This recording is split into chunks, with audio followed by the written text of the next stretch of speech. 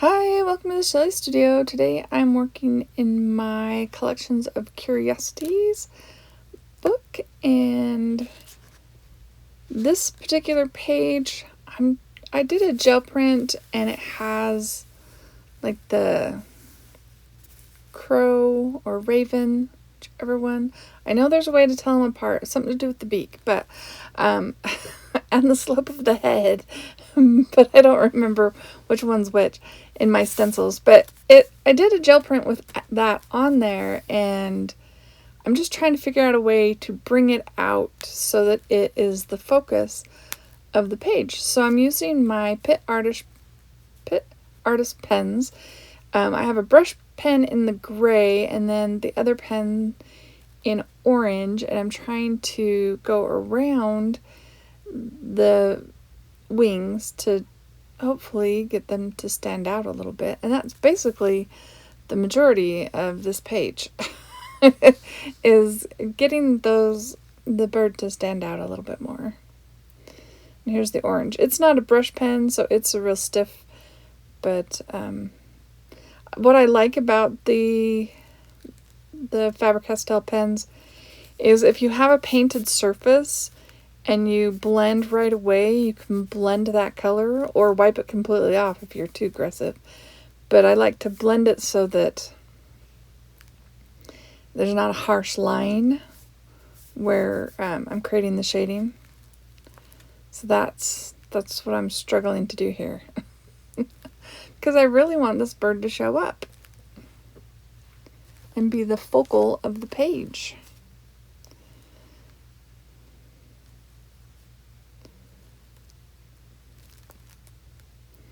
And this is like the only time I use these, and my gray is my favorite. Like, I use the gray a ton for shading and when I'm trying to get something to show up.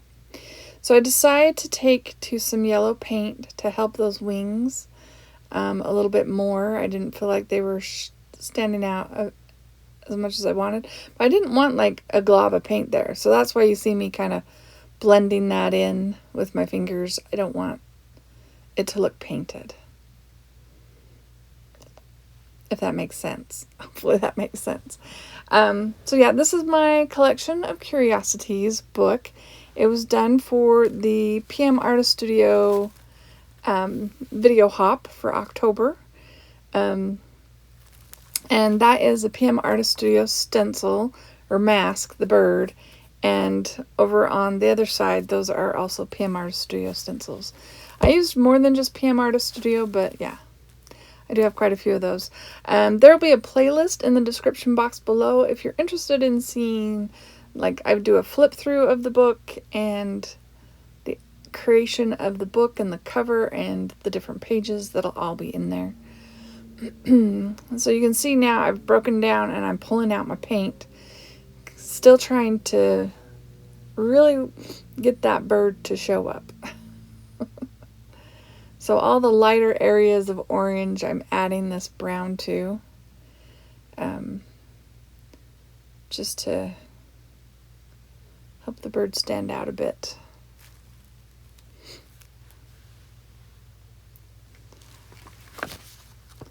And if you hear me over here, I'm flipping through my book.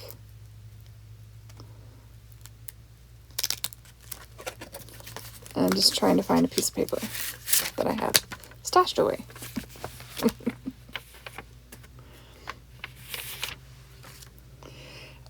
I have been following the Inktober prompts to try and give me ideas, and the prompt for this particular page was fortune.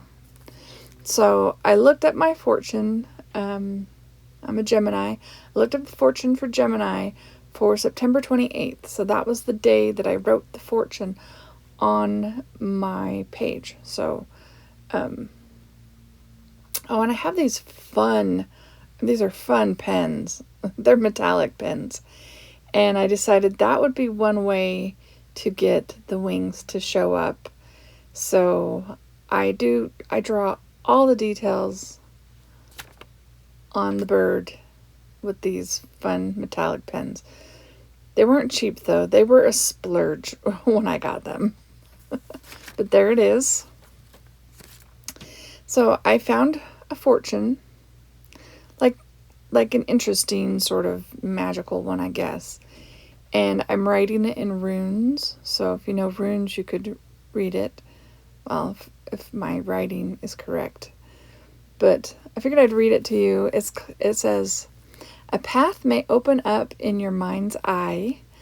And to shorten things, I drew an eyeball. You'll see. "And the moon, fusing with Neptune, heightens your intuition. Watch it unfold. These visions can be guideposts to success. Is it all just a dream? It doesn't have to be. Own it fully. Tomorrow you can take the first step to make it a reality." Doesn't quite all fit. Like, I could have put my lines a little closer together, but I didn't know how much space it would take. So, yeah. And I could have written it to where it was hiding behind the bird, but I didn't want to do that either. So,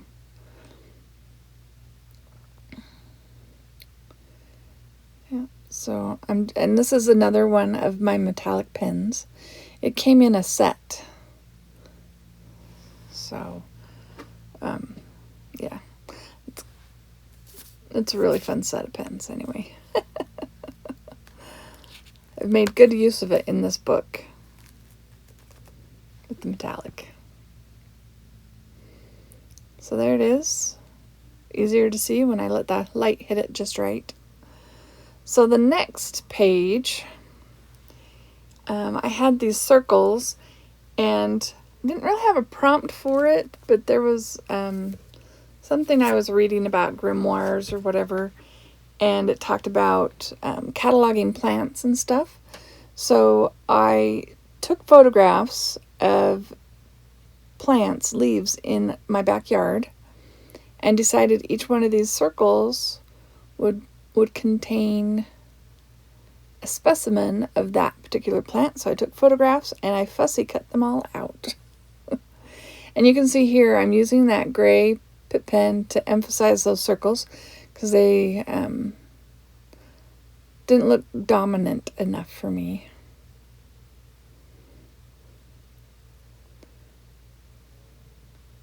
So here are the fussy cut plants. And I'm just going to use some matte medium and glue them all down. Collage them down. And it worked pretty well too. Like, there's no wrinkles. I was glad. Sometimes when you use like a matte medium or a liquid to glue things down, you get ripples and wrinkles, but this worked pretty good. This is Liquitex matte medium. So it's not shiny, which is also good when you're doing this in a book because then it it's not tacky. It doesn't stick to the other page, which is very helpful.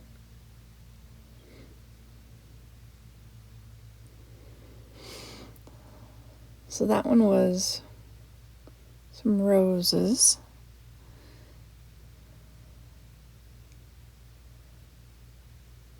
Well, rose leaves. I just did the leaves. The roses were all gone. I have a few dead ones out there, but nothing blooming at the moment. It's a little too cold now.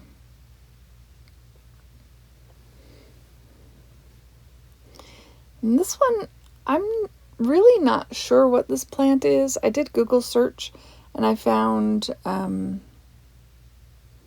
something that looked similar, and I can't remember what the common name was, but I used the name they had on there because it was more mysterious, and it's Wigella?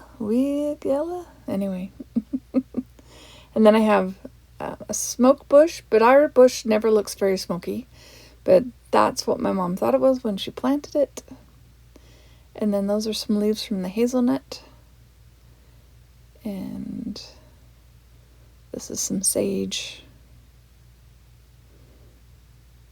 I've been told that if you put matte medium on your paper and on the surface, like the item and the surface, it makes it stick down better and less wrinkly, so that's why I did that. It's kind of difficult with all the little teeny pieces on that one. That one was fun to cut out, let me tell you. Alright, so once it dried, I felt like the leaves were getting lost because they're similar in color to the background, so I decided to just go around with a really fine point pen and really help them stand out a bit.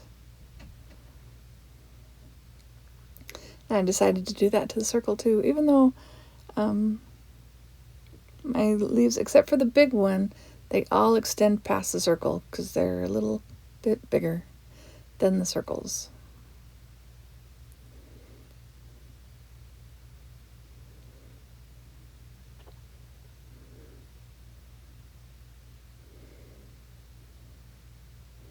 That plant right there is sage, and it, yeah, I don't know when that got planted. It just comes back every year. Smells good over there. Go shake the plant. Smells like Thanksgiving. At least the stuffing, which is my favorite part of Thanksgiving.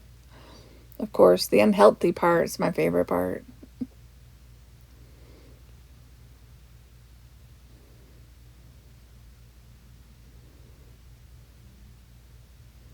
And that one is from the smoke bush.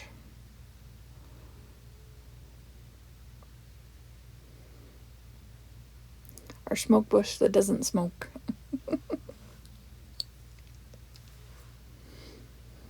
But it sure grows like wildfire. Oh my gosh. We trimmed it way down in early spring, and it's like the branches on it are like 7 feet long. It grew 7 feet in the summer. Crazy.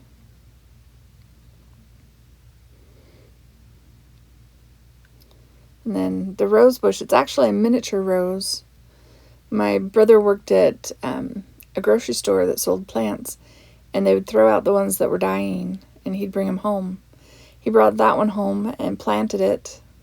We planted it in our backyard, and it really likes where it's at because it's now, pretty big sized bush with little teeny roses on it.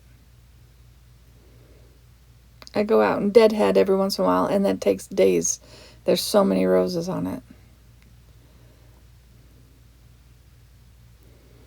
I think this year I just gave up.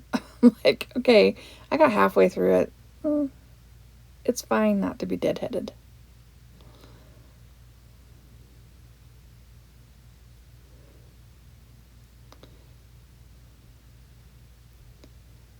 I decided my circles needed to be even darker, so I got a little bit thicker. This is the brush pen. Gives it a little bit thicker border.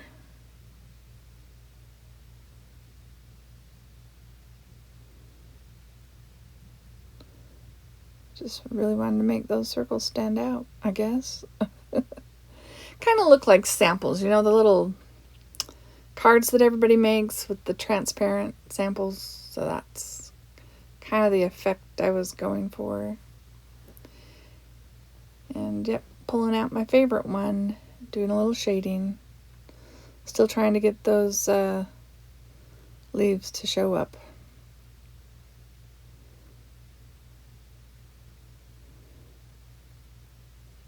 So how's everyone doing today? I hope everyone's well. There's lots of crazy things happening in the world, and I hope you're all safe.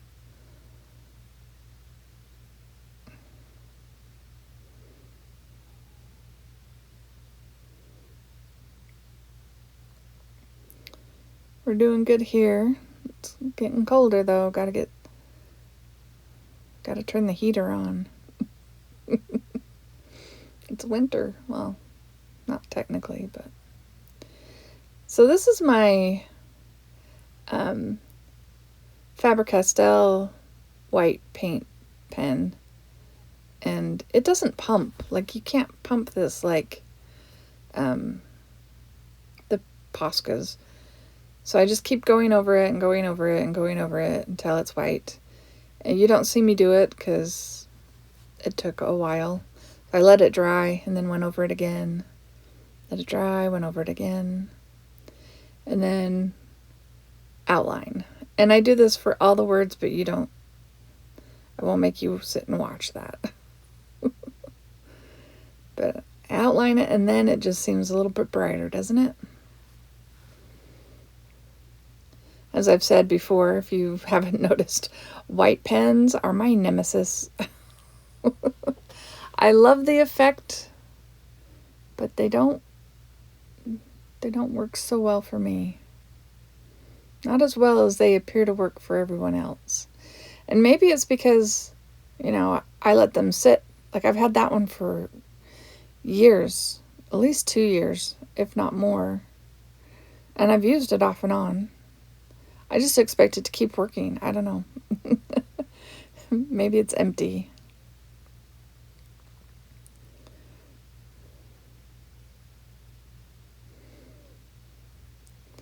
And then I looked up the different, I looked up the plant and then added the word magic to get meanings for them.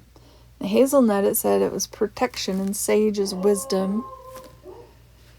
Anyway, there are those 2 pages completed. Yay!